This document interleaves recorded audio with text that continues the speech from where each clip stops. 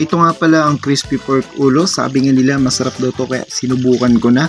Ayan, okay, pinapatuluan lang natin ito ng mantika. Then hanggang mag-crispy ito. Mukhang masarap talaga guys. Ayan, so ganyan lang. At ngayong araw nga pala ay anniversary ng church, kaya tayo yung magluluto na inaasahan nila. So salamat sa mga kabataan na tumutulong sa atin dahil mag-isa lang tayo nag-aasikaso dito dahil busy nga pala sila sa may simbahan para mag-ayos at mag-practice. Okay, ayan, ginawa ko muna yung mga dapat na mga madadali. So yung mga marinate natin guys. Ito yung mga laban na pinagtanggalan natin sa buto-buto dahil yung ibang part ay gagamitin natin para sa ibang putahe. Okay, ayan, yung sauce na para sa macaroni ginawa na natin para mamaya ay halo lang ito. Okay, yung adobo at para yung limpo na ihawin mamaya ay naka-ready na rin. Ito nga pala yung pork, okay, ulo na nilaga muna natin, tinimpla natin ng asin, paminta, okay, sibuyas, bawang hanggang pinakuluan ito para lumambot. Okay, pinapalamig lang natin yan dahil unahin lang muna natin yung ibang dapat nating lutuin. Okay, pasensya na kayo, medyo magulo yung kusina namin. Gatong lang yung gamit namin dito sa church.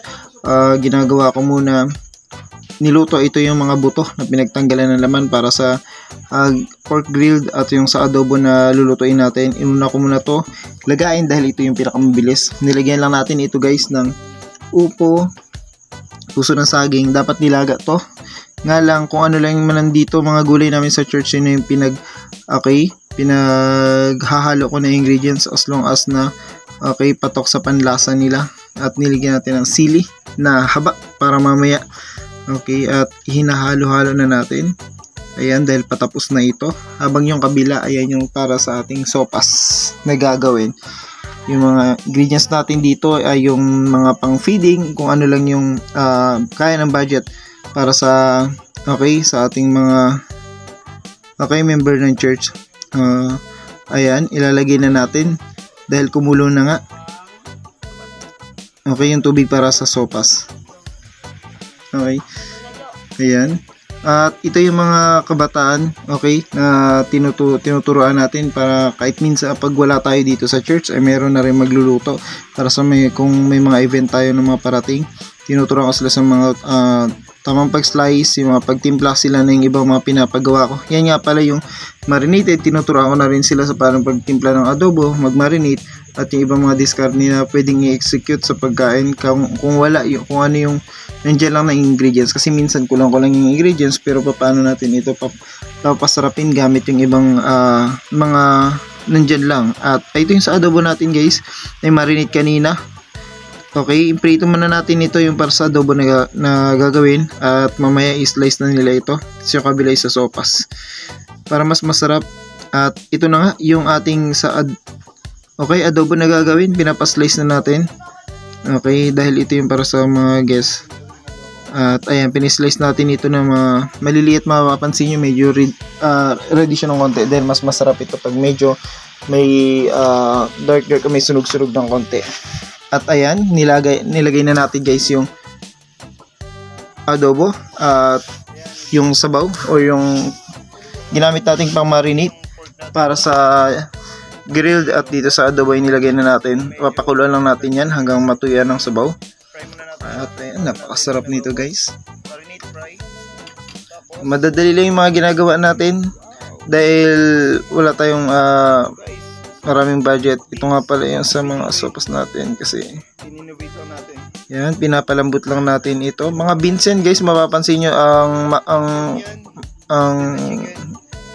macaroni niyan ay konti lang kasi ito yung pang feeding namin na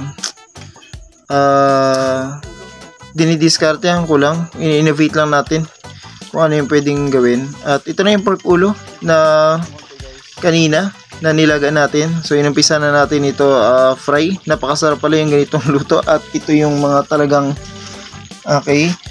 binakbakan ng ating mga guests. Pinaslice talaga nila ng durog para matikman nila. Ginawa ko rin yun ng sauce ng sweet na sa may suka, pati yung sa may toyo.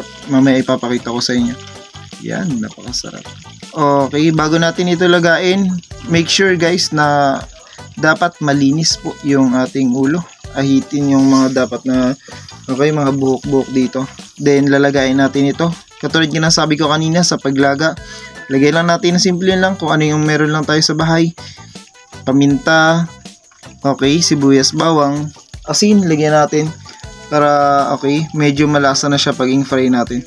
At ayan, good for Christmas and New Year yung ganitong ulo na ulam. Napakasarap nito. At yung sa kabila nga pala ay soup na ginawa natin. Simple lang yan, noodles lang yan, tapos lalagyan natin ng parang pork na nilaga. Ayan. Papatulan natin guys, baliktarin natin, then tutulan natin mantika para mas mag-crispy talaga yung ating pork na ulo. At unang kagat talagang lagotok agad yung kanyang yung balat ng ating pork ulo.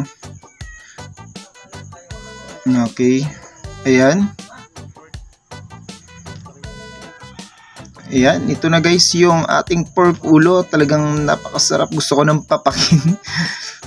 Pero ayan, naka-prepare yan sa ating mga guests. Ayan, mag-isa lang tayo dito dahil sila ay busy na doon. Nag-start na yung gawain at tayo na yung nag-aasikaso dito sa kusina. Pinalis ko na rin yung ibang mga kabataan. Ayan, yung ating sauce na macaroni. Sweet. Kanina ang apple jam yan. Kasi ibang klase ito guys yung sa macaroni na to. Kumbaga set siya yung binigay ng aming mga sponsor. Kaya in-innovate ko lang yung sauce na ilalagay. Yan yung sa crispy pork ulo natin. Napakasarap. Parang lechon. Guys, pero simple, mas simplest at fastest cooking siya kaysa sa lechon.